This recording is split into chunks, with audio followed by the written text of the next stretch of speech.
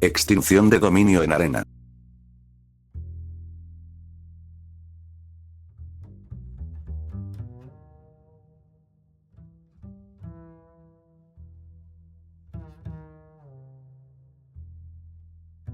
La Fiscalía General de la República, a través de la Unidad Especializada de Extinción de Dominio, solicitó transferir a favor del Estado de El Salvador los inmuebles donde vienen de funcionar las sedes del Partido Alianza Republicana Nacionalista Arena en San Salvador y Ahuachapán, así como 2 vehículos por un valor estimado en $3.636.752. La solicitud de extinción de los bienes fue presentada la tarde del 28 de marzo de 2022 al juzgado especializado en la materia, con lo que se pretende recuperar parte de la donación millonaria realizada por el gobierno de la República China Taiwán en los años 2003 y 2004 para la ejecución de 4 proyectos de asistencia a las víctimas de los terremotos que afectaron al país en 2001, recursos que, según la investigación, fueron malversados por el expresidente de la República, Guillermo Francisco Flores Pérez, y transferidos al Partido Arena. Entre los inmuebles intervenidos y actualmente administrados por el Consejo Nacional de Bienes CONAB, se encuentra el lugar donde funcionó la sede central del partido político, a cuyas cuentas, según las investigaciones, fueron transferidos los recursos donados por China a Taiwán. Sobre el millonario desvío de las donaciones provenientes de Taiwán, la Fiscalía logró en noviembre de 2021 la condena civil del expresidente de la República, Elías Antonio Saca González, y a los empresarios que en su momento intervinieron en el anejo de las cuentas del Partido Arena, Juan Uribe Castro y Gerardo Balzaretti, quienes fueron condenados al pago en conjunto de $10.6 millones deberán ser devueltos por el expresidente Saca. Los 3 imputados fueron encontrados culpables del delito de lavado de dinero y activos, mientras que en el proceso fue acreditado el delito de peculado por parte del expresidente Francisco Flores, delito que fue materializado mediante la firma de endose de 4 cheques que fueron depositados en una cuenta de ahorro en Costa Rica y transferidos al Consejo Ejecutivo Nacional del Partido Arena en El Salvador, utilizando un banco regional.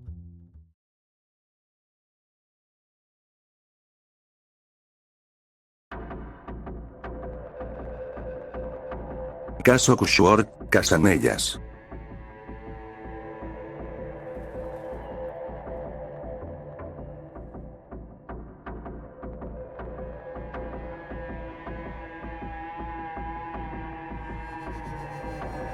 Una madre salvadoreña y su esposo británico recuperaron a su bebé de 4 meses, intercambiado al nacer, luego de una lucha desesperada ante la justicia del país centroamericano. Mercedes Casanellas y su esposo Richard Cushworth, ambos misioneros en El Salvador, siempre habían sospechado que el bebé que llevaron a casa tras el parto en una clínica privada en la capital salvadoreña no era su hijo biológico. Luego del regreso de la pareja a su hogar en Estados Unidos, una prueba de ADN confirmó las sospechas de que el niño, al que llamaron Jacob, no era hijo biológico del matrimonio. Los padres regresaron a El Salvador y acudieron al hospital privado donde tuvo lugar el parto, el hospital ginecológico, para determinar en primer lugar si el bebé había sido cambiado por error, algo que negó el centro médico. La pareja decidió entonces interponer un recurso ante la Fiscalía General de la República y denunciar el caso públicamente. El médico que atendió el parto, Alejandro Guidos, fue arrestado como parte de la investigación, mientras los padres expresaron temores de que el intercambio fuera parte de las acciones de una red de tráfico de niños. En una emotiva audiencia la semana pasada, la madre confrontó a Guidos, exigiéndole que dijera la verdad sobre el paradero del niño. Finalmente, en otra audiencia a puertas cerradas en la sede de la Fiscalía General de la República, los bebés intercambiados en el hospital ginecológico fueron entregados a sus verdaderas familias a las 10 de la noche, hora local, del lunes, según informes en la prensa salvadoreña.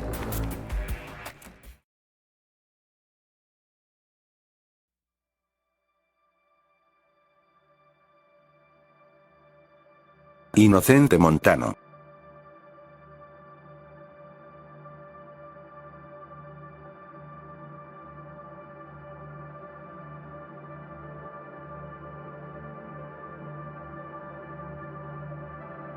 El ex coronel salvadoreño Inocente Montano fue condenado en España a 133 años, 4 meses y 5 días de prisión por 5 asesinatos de carácter terrorista.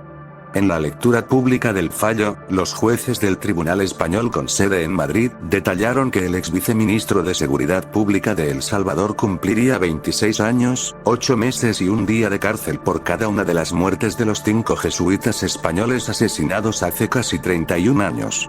La madrugada del 16 de noviembre de 1989, un grupo de soldados del batallón Adlacatl de las Fuerzas Armadas de El Salvador irrumpió en las instalaciones de la Universidad Centroamericana, UCA, en la capital salvadoreña y abrió fuego contra parte del personal de la Casa de Estudios. En el ataque fallecieron 6 jesuitas. Los españoles Ignacio Ellacuría, rector de la universidad, Ignacio Martín Baró, vicerrector académico, Segundo Montes, Juan Ramón Moreno, Amando López. Y el salvadoreño Joaquín López. Un día antes de los asesinatos, Montano, entonces viceministro de Defensa, participó en una reunión donde el coronel René Ponce ordenó a otro coronel que enviara al batallón Adlacatl para matar a los curas, según señalan documentos judiciales citados por la agencia de noticias EFE. Después de asesinar a las 8 personas en la UCA, los soldados dejaron señales y pruebas falsas para hacer creer que los crímenes habían sido cometidos por la guerrilla insurgente. Montano estudió en 1970 en la Escuela Militar de las Américas de Estados Unidos, un centro de entrenamiento para militares latinoamericanos en el contexto de la Guerra Fría. Durante el enfrentamiento civil en El Salvador, el ex coronel comandó el batallón Belloso, una de las unidades clave en los esfuerzos militares contra el entonces grupo rebelde FMLN.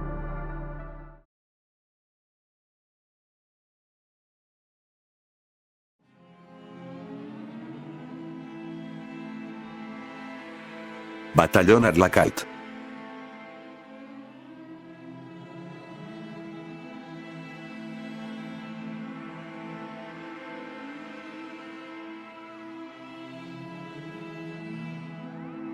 El batallón Adlacatl fue uno de los batallones de infantería de reacción inmediata, BIRI, del ejército salvadoreño, creado en 1980 en la Escuela de las Américas del ejército estadounidense, que estaba localizada en Panamá. Fue, junto con el resto de los BIRI, uno de los principales luchadores en la guerra civil salvadoreña. Como resultado de su formación en el batallón tenía una estrecha relación con los asesores militares de los Estados Unidos y las fuerzas especiales estadounidenses que operaban en El Salvador durante la guerra civil de los años 80. Entró en operaciones a partir del 1 de marzo de 1981, según orden general, con sede en el Sitio del Niño y adscrito al Estado Mayor General, hoy conjunto, de la Fuerza Armada. Ocupó este batallón las instalaciones de la ciudad normal Alberto Masferrer, a 26 kilómetros al oeste de San Salvador, con un total de 1.261 soldados bajo el mando del teniente coronel Domingo Monterrosa Barrios. Se le dio el nombre de Adlacatl en memoria del indígena Cuscatleco. La Comisión de la Verdad para El Salvador, UNC, concluye en su informe que el batallón fue responsable de la masacre de El Mozote, la masacre de El Calabozo, y la ejecución de 6 jesuitas y 2 empleadas domésticas.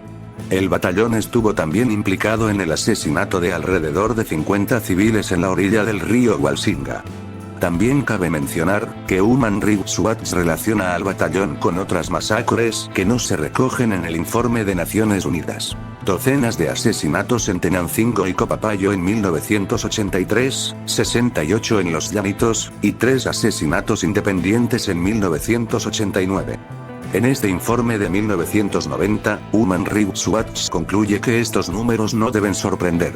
Los oficiales norteamericanos nunca tuvieron la menor preferencia por la preservación de los derechos humanos como prioridad a la necesidad de ganar la guerra, cuando, como era frecuente, ambos objetivos entraban en conflicto. Durante el período de funcionamiento de este batallón, el gobierno de los Estados Unidos aportaba $1 millón diarios como ayuda militar al ejército salvadoreño.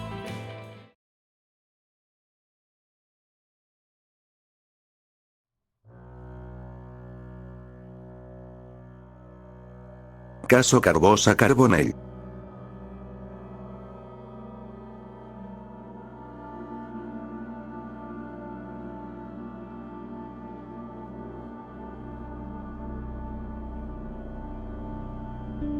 La Sala de lo Penal de la Corte Suprema de Justicia anuló la sentencia absolutoria que los jueces del Tribunal Sexto de Sentencia de San Salvador habían emitido en favor de Lucas Giancarlo Canosa Carbonell, acusado del homicidio en perjuicio del odontólogo Marcos Antonio Galdámez Chacón, el 7 de noviembre del año 2008.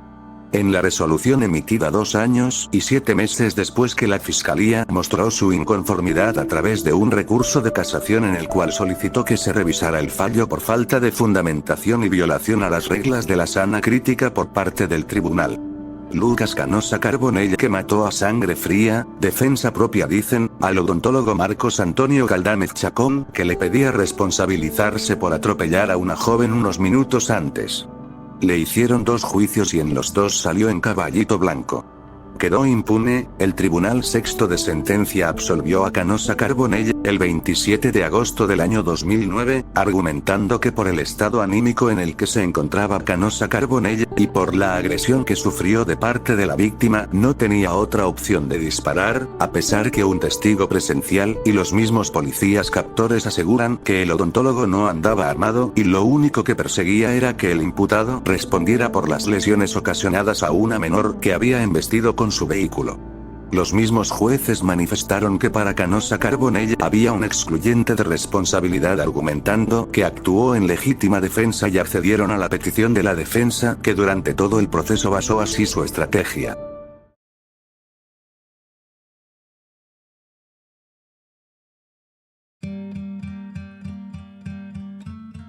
Los Escuadrones de la Muerte.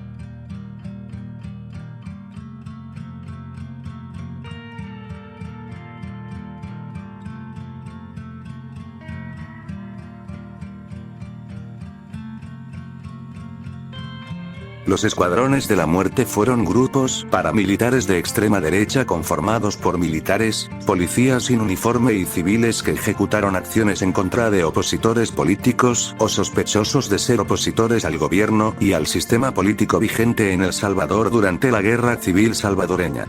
Las investigaciones sobre las actividades de los Escuadrones de la Muerte hacen pensar que estas estructuras clandestinas comenzaron como apéndices de los servicios de inteligencia de los cuerpos de seguridad y la Fuerza Armada. Para los años 80, el fallecido ex mayor de la Fuerza Armada y fundador del partido político Arena, Roberto Dawson, fue acusado de liderar las actividades de estos grupos desde su puesto como director de ANSESAL, Agencia Nacional de Seguridad Salvadoreña.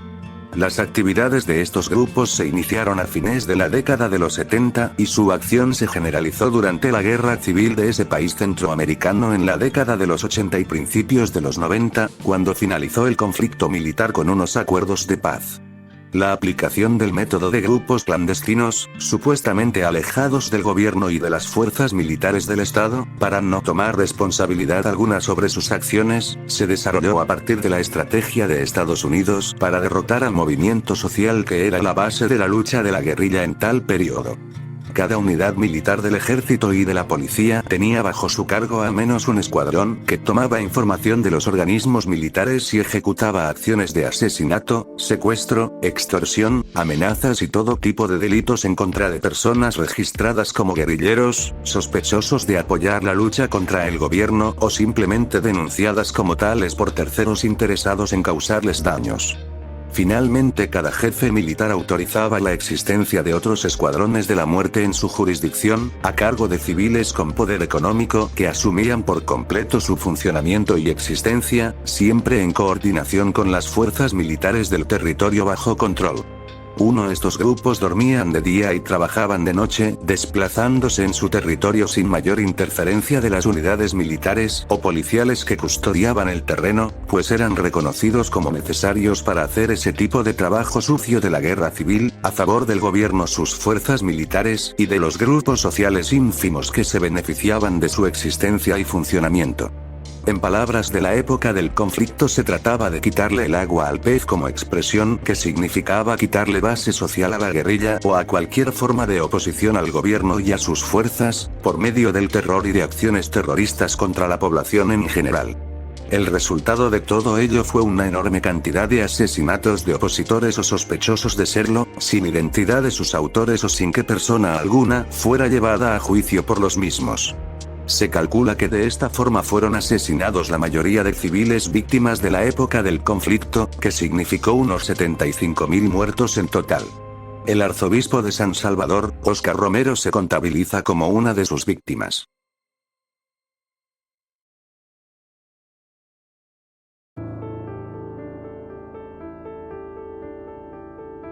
Casos de pedofilia en iglesias católicas.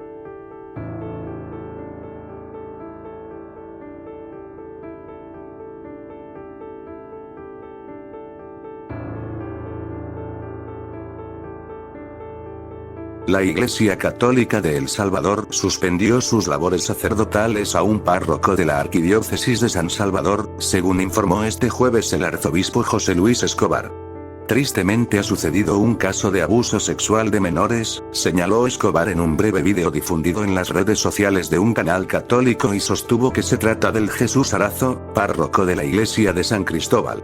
En junio de 2019, la Iglesia Católica de El Salvador creó una comisión especial para proteger a la infancia de abusos sexuales e investigar las denuncias contra sacerdotes involucrados en ellos.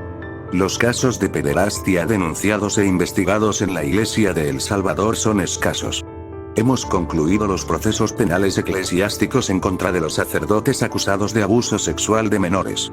Los 3 sacerdotes procesados fueron encontrados culpables en sus respectivos juicios, por lo que en los 3 casos se impuso la pena de dimisión del estado clerical, dijo el 18 de diciembre en su homilía dominical el arzobispo de San Salvador. Aún así, quiero dejar bien claro que esta arquidiócesis no va a tolerar ningún caso de abuso a menores por parte de los clérigos, dijo el arzobispo de El Salvador. Nuestra norma de acción ante el abuso a niños y niñas es cero tolerancia, sin excepción alguna, añadió.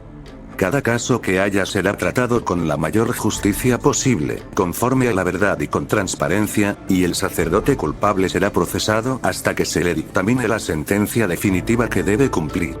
Asimismo, exigió al Estado que reforme las leyes para que este tipo de delito no prescriban. De acuerdo al artículo 34 del Código Procesal Penal, el delito de abuso de menores prescribe en un máximo de 10 años.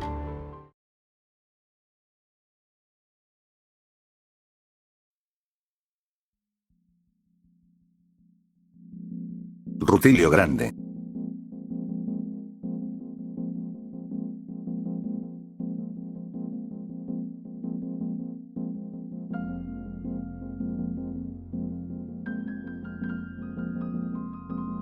Rutilio Grande nació el 5 de julio de 1928, el menor de 7 hijos, en una familia humilde de El Paisnal, El Salvador.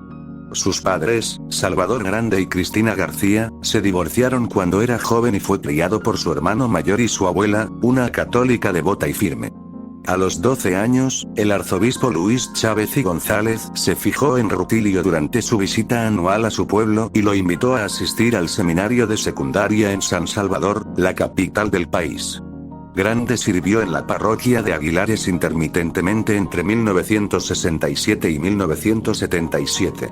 Fue responsable, junto con muchos otros jesuitas, de establecer comunidades cristianas de base, fe, y de capacitar a los delegados de la palabra para dirigirlas. Grande se pronunció contra las injusticias de un gobierno opresor y dedicó su vida a organizar a los campesinos empobrecidos y marginados de El Salvador, quienes exigían el respeto de sus derechos. Los terratenientes locales veían la organización de los campesinos como una amenaza a su poder. El 12 de marzo de 1977, Rutilio Grande fue asesinado por las fuerzas de seguridad salvadoreñas, a las afueras de su ciudad natal, sufriendo el martirio por el pueblo al que sirvió y amó. Ese día, poco después de las 5 p.m., un Volkswagen Safari salió del pequeño pueblo de Aguilares, a 1 hora al norte de San Salvador. Dentro había 3 pasajeros. Manuel Solórzano, de 72 años, Nelson Lenus, de 16, y el propio Rutilio Grande. Al salir del pueblo cerca de las vías del tren, el vehículo se detuvo para llevar a 3 niños pequeños. Su destino era El Paisnal, el lugar de nacimiento de Grande, a unas 3 millas de distancia, donde Grande continuaría una novena para la celebración de la festividad de San José, el patrón del pueblo. Mientras la iglesia local en la plaza central del pueblo tocaba su campana para reunir a la gente grande y los demás seguían conduciendo por el estrecho y polvoriento camino. Al pasar por el pequeño pueblo de Los Mangos, los niños recordaron haber visto grupos de 2 o 3 hombres en las orillas de los pequeños canales que bordeaban ambos lados del camino. Detrás del vehículo de grande había una pequeña camioneta que los había seguido desde Aguilares. En voz baja, se cita a Grande diciendo: "Debemos hacer lo que Dios quiera". A medida que la camioneta se acercaba al Volkswagen, una lluvia de balas cayó sobre el coche. La autopsia posterior indicó que Grande murió por 12 balazos, tanto delanteros como traseros, del armamento y la munición habitual de la policía local. Las balas frontales impactaron en la mandíbula y el cuello de Grande, penetrando el cráneo. Las traseras e izquierdas, le atravesaron la espalda baja y la pelvis. Al encontrar los cuerpos, parece que Solórzano intentó en vano proteger a Grande con su cuerpo, mientras que Nelson permanecía sentado tranquilamente en su asiento con una bala en la frente. Los 3 niños que habían sido llevados gritaban en la parte trasera del vehículo. Un hombre al que reconocieron les ordenó que se fueran, lo cual hicieron, llenos de pánico. Pasaron junto a los cuerpos de los 3 hombres, sin siquiera verlos. Mientras corrían por la carretera hacia el Paisnal, oyeron un último disparo. Cubiertos de sangre y tierra, no pararon de correr hasta entrar en el pueblo. De inmediato, la noticia de los asesinatos fue transmitida a Óscar Romero, arzobispo de San Salvador, así como al provincial local de la Compañía de Jesús, quien también residía en la capital. Romero, su obispo auxiliar Rivera y Damas, y 3 jesuitas de la oficina provincial se dirigieron al Paisnal. A las 19, el presidente Arturo Armando Molina llamó a Romero para ofrecerle sus condolencias y prometer una investigación exhaustiva. La prensa informó posteriormente que Romero había llamado primero al presidente. Esta discrepancia entre las versiones del gobierno y la iglesia continuó siendo un tema recurrente durante el período de violencia posterior, que culminó en 1992.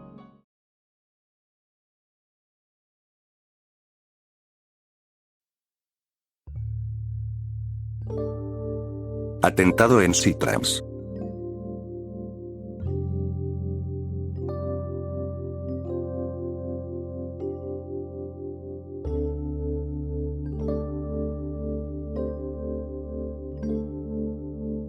Dos soldados murieron ayer al mediodía después de ser atacados por supuestos pandilleros en la terminal de Oriente de la capital, frente a la estación del Sistema Integrado de Transporte del Área Metropolitana de San Salvador, Sitrans. Uno de los militares falleció en el lugar. El otro, cuando recibía atención médica en el Hospital Médico Quirúrgico. Las autoridades identificaron a los soldados como José Otoniel Pelera y José Jaime Enríquez Ayala, de 26 y 21 años, respectivamente. De acuerdo con la versión de testigos registrada por la policía, los pandilleros utilizaron vestimentas para simular ser indigentes, lo que generó que los militares se confiaran cuando los soldados iban saliendo de la terminal. Uno de los pandilleros se acercó y disparó por detrás de la cabeza a uno de los militares, provocándole la muerte de forma inmediata. El otro militar intentó reaccionar, pero fue atacado por otro pandillero que estaba vigilando en la salida. De acuerdo con la Policía Nacional Civil, PNC, en el ataque participaron 3 sujetos, quienes se dieron a la fuga con dirección a la comunidad La Chacra a bordo de un vehículo tipo sedán, color azul.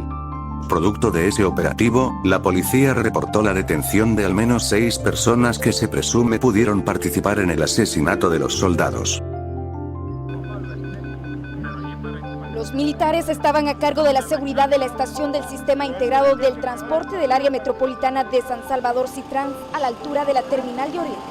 Pasado el mediodía de este domingo, los uniformados fueron emboscados en la terminal por supuestos pandilleros que fingían ser indigentes.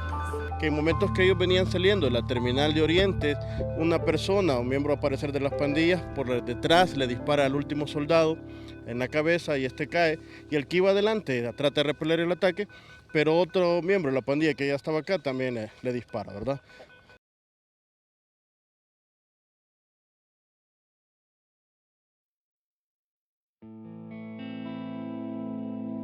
Carla Turcios.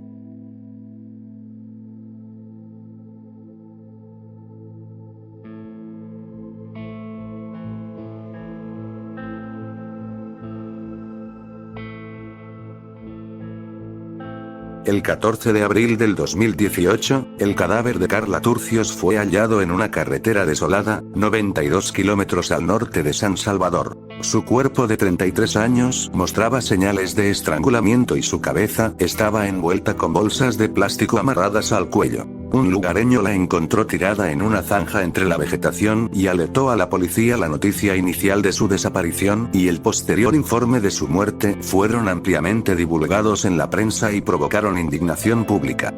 Mario Huezo, su pareja de 7 años, fue acusado de feminicidio agravado y, de ir a juicio, podría pasar hasta 50 años en prisión. Turcios no fue la primera ni sería la última víctima en el país, pero sí la que provocó que, por primera vez en El Salvador, el gobierno declarase una alerta nacional de feminicidios. Turcios trabajaba como editora del suplemento El Economista. Hacía unos 5 años, había conseguido reunir el dinero para, junto a su padre, comprar la casa de Costa Rica. Desde su muerte, la familia levantó un muro blanco en la fachada e instaló cámaras de vigilancia. Su madre cuenta que, pese a que Carla era una persona muy ocupada, siempre hacía tiempo para ella. Éramos amigas, teníamos buena comunicación. El caso de Turcios pudo pasar inadvertido, como tantos otros en una sociedad que naturaliza la violencia hacia la mujer y en la que los feminicidios son menos visibles ante la violencia de pandillas que resulta en más asesinatos a hombres. Pero este fue distinto. Su muerte fue condenada por el presidente salvadoreño, Salvador Sánchez Serén, por organismos internacionales como la UNESCO, y su nombre apareció en las portadas de los diarios. Un mes después de la muerte de Turcios, el gobierno central ordenó la creación de esta unidad como una de las acciones ante la alerta nacional que declaró por estos casos. No me queda otra. ¿Espera que al final de esta audiencia la jueza falle a su favor? Están las pruebas que demuestran ello, eso espero yo. ¿Y si la jueza lo encuentra culpable? Existen otros recursos después de esto, pero en efecto hay suficientes como para después que continúe esto no acabar, porque sí se ha demostrado que no he sido yo el culpable. Si la jueza falla en su contra este día, ¿usted seguirá sosteniendo que es inocente del asesinato de su expareja? Lo único que podría callarme que yo digo de eso es que me maten. Y ahí siempre voy a jurar y asegurar que no he sido yo. Mario.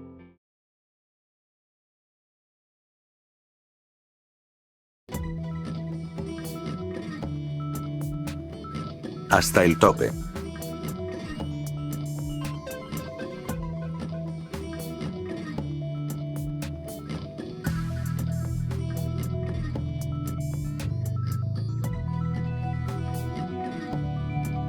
Con el objetivo de tomar el poder, combatientes del Frente Farabundo Martí para la Liberación Nacional, FMLN, ingresan a los departamentos más importantes de El Salvador y sus municipios principales, el 11 de noviembre de 1989, con la última ofensiva denominada Hasta el Tope, la también conocida como Ofensiva Fuera los Fascistas. Febe Elizabeth Vive, fue el ataque de mayor envergadura realizado por el Frente Farabundo Martí para la Liberación Nacional, FMLN, que duró 8 largos días, desde el 11 de noviembre de 1989 hasta los primeros días del mes de diciembre de ese mismo año, trasladando el escenario de guerra salvadoreño de la montaña a la ciudad, mostrando uno de los cuadros más violentos de la historia nacional. Los principales departamentos atacados fueron San Salvador, San Miguel, Santa Ana, Zacatecoluca, Usulután y Chalatenango, convirtiéndose en verdaderos campos de batalla. Los objetivos logrados por el FMLN, a través de su ofensiva, fue demostrar su capacidad militar y la incidencia que podía tener en la sociedad salvadoreña, supuestamente para llegar a las negociaciones con más autoridad y poder de influencia. Durante los 8 días llenos de zozobra y caos, el país vivió hechos sin precedentes, que difícilmente serán olvidados, incluyendo el atroz asesinato de sacerdotes jesuitas, hecho que se convirtió en una pieza fundamental para que la comunidad internacional presionara por una solución negociada del conflicto, permitiendo que El Salvador, bajo la administración del presidente Alfredo Cristiani, entrara sin darse cuenta a otra etapa de la guerra, la final, ya que la ansiada paz estaba cada vez más cerca. La violencia del conflicto llegó a rincones antes inexplorados por la guerra, desatando intensos combates entre las fuerzas guerrilleras y el ejército, desafiando la estabilidad de la capital. El gobierno del entonces presidente Alfredo Cristiani se vio forzado a entablar negociaciones significativas con la Comandancia General del FMLN. Bajo la mediación de la Organización de las Naciones Unidas, ONU, estas conversaciones culminaron con la histórica firma de los acuerdos de paz el 16 de enero de 1992 en el castillo de Chapultepec, México.